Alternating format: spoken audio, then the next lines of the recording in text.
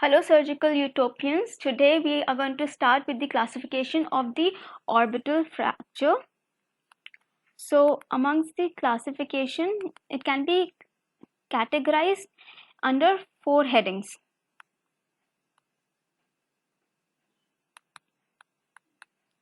First heading is the orbital wall fracture. The second heading is the isolated orbital wall fracture.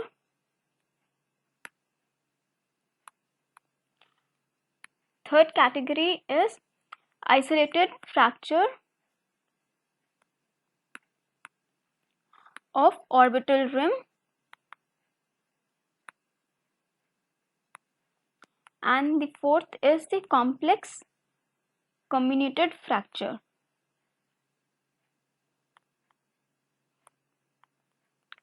Right. So all our classifications will lie under one of these headings. We'll start with the first category, that is the orbital wall fracture. Over here, the orbital wall fracture will also have different types of fractures within itself. First one is the blowout fracture. Second is the pure blowout fracture.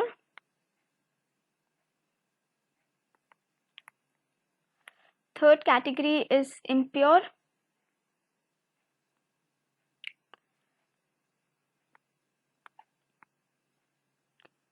Fourth one is the blow-in fracture.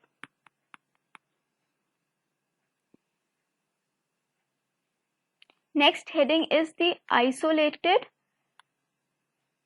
orbital wall fracture. First will be the fracture involving roof of the orbit. Second, the fracture involving floor of the orbit. Third is the fracture involving medial wall. And the fourth one is the involvement of the lateral wall of the orbit.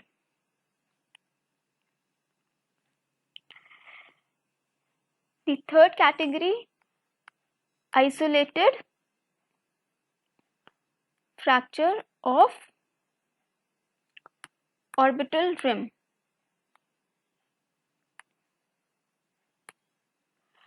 So in this, the first one is the superior orbital rim, that is the part of the roof.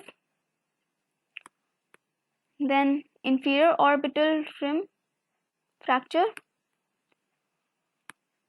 corresponding to the floor of the orbit. Third is the medial rim fracture. And fourth one is the lateral rim fracture.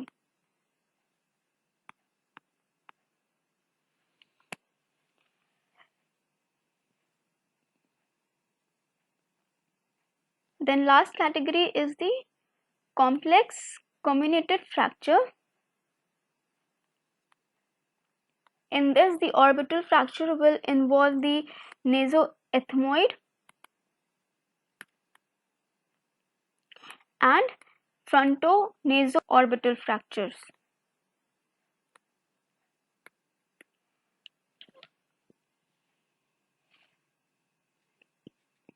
So these are all the classification of the orbital fractures.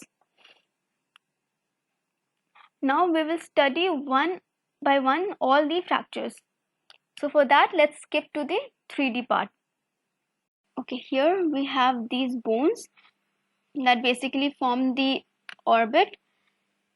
So let's just see, this is the frontal, then this is the ethmoid bone, the maxillary bone, the zygomatic bone, and over here the sphenoid bone.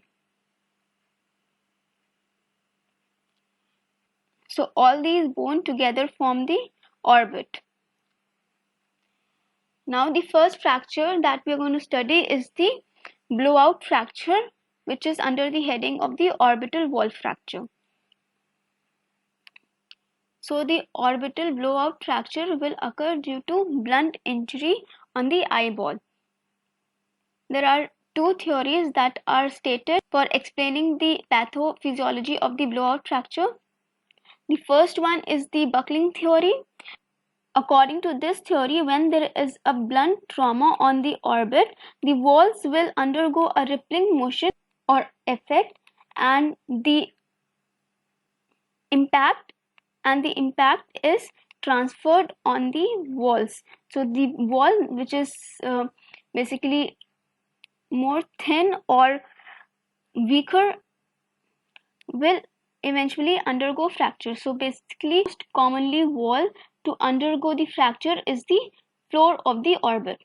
The second theory is the hydraulic theory, and this was given in 1943 by Pfeiffer.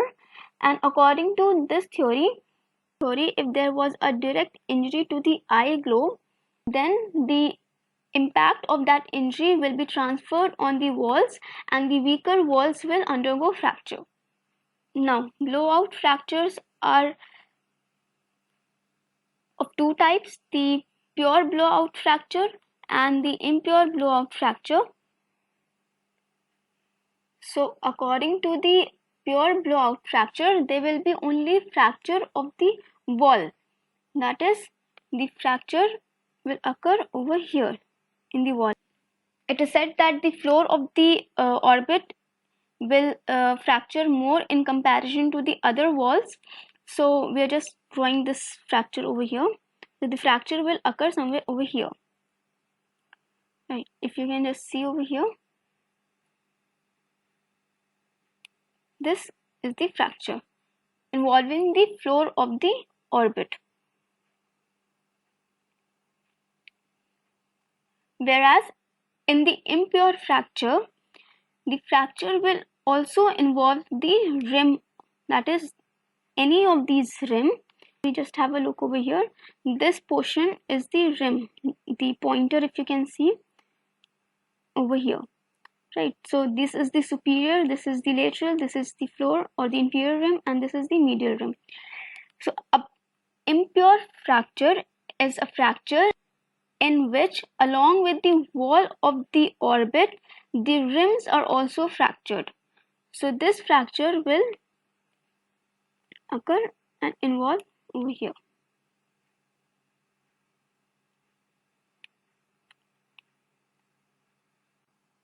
So now if you can see, if this was the case, the fracture is extending or involving the rim, then this will be called as the impure blowout fracture.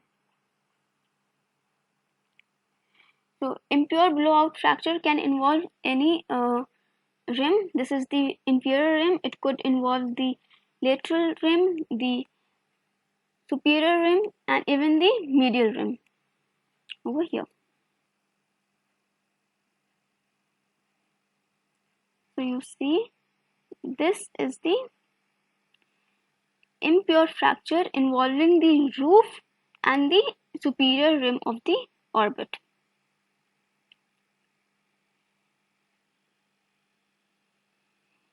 So the next one is the blow-in fracture. A blow-in fracture is a fracture in which there will be fracture of the rim and there will be inward displacement of the rim. Thereby, this segment will occupy the space over here that originally occupied by the globe, and there will be, as a result, a decrease in the intraorbital volume.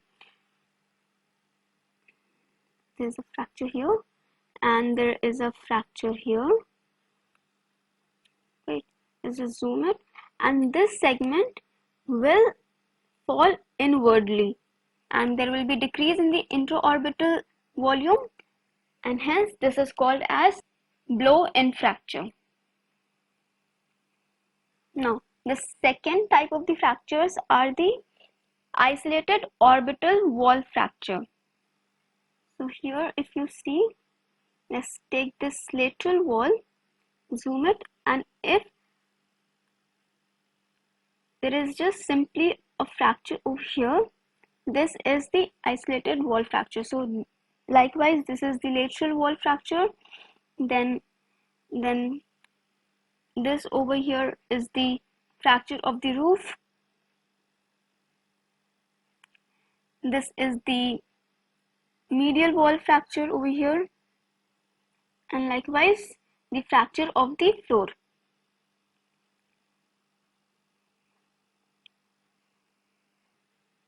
The next type of fracture is the fracture of only rim, that is fracture involving only the rim.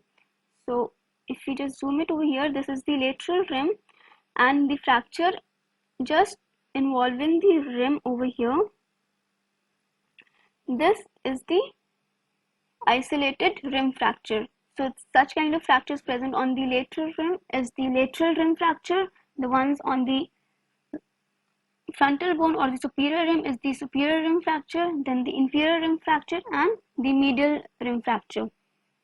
The last type of fracture is the complex comminuted fracture. This type of fracture involves the nasoethmoidal bone here and the fronto-naso and orbital part. So if there is involvement of the nasoethmoidal, the fronto-nasoethmoidal part, then it is the complex comminuted fracture. So this was all about the classification of the orbital fracture. I hope you liked the video, and for the next part, that is the diagnosis and the treatment part of the orbital fracture, stay tuned to the Surgical Utopia.